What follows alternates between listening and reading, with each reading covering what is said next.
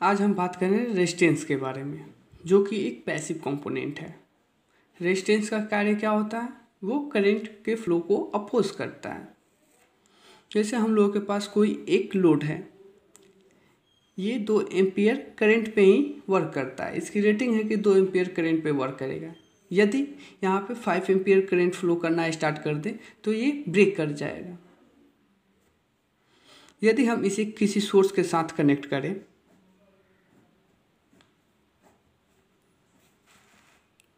और किसी कारणवश यहाँ पे 5 एम्पियर करंट फ्लो करना स्टार्ट करते तो ये ब्रेक कर जाएगा। इसकी प्रोटेक्शन के लिए हम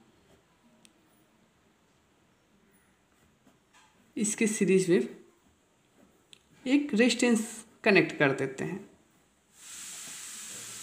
जो कि यहाँ पे यदि 5 एम्पियर करंट फ्लो कर रहा है तो हमें लोड के पास 2 एम्पियर ही करंट फ्लो मिले। रेजिस्टेंस यहाँ पे क्या कर रहा है? करंट को अपोज कर रहा है।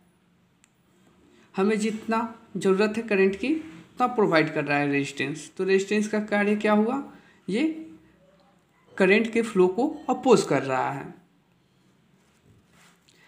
रेजिस्टेंस का जो फॉर्मूला होता है R equal to rho L by A, जहाँ R रेजिस्टेंस,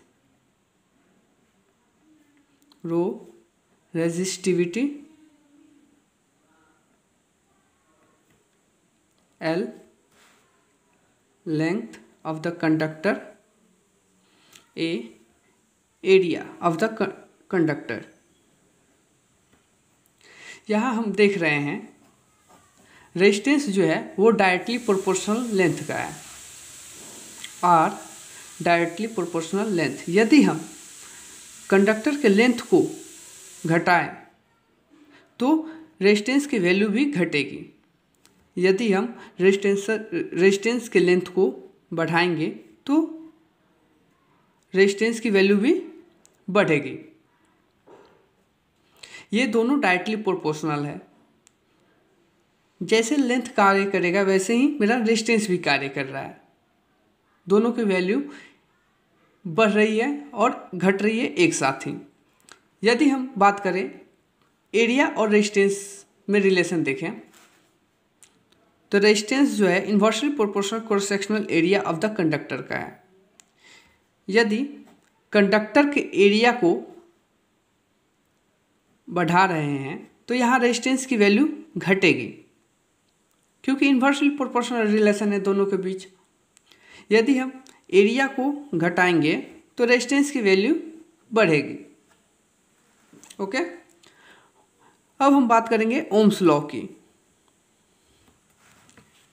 हमको पता है कि यदि वोल्टेज को बढ़ाएंगे तो करंट भी बढ़ेगा। तो हम कह सकते हैं वोल्टेज जो है डायरेक्टली प्रोपोर्शनल करंट होता है।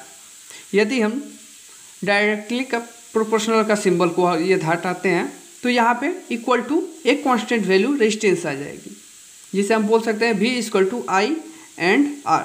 V क्या है? वोल्टेज है, R रेजिस्टेंस है एंड I करंट है, जिसे हम वोल्ट से डिनोट करते हैं। रेजिस्टेंस की जो यूनिट होती है उसे हम ओम से डिनोट करते हैं, ओम। और इसका सिंबल, ये इसका सिंबल है रेजिस्टेंस का। ओके, नेक्स्ट लेक्चर में हम इंडक्टर के बारे में पढ़ेंगे।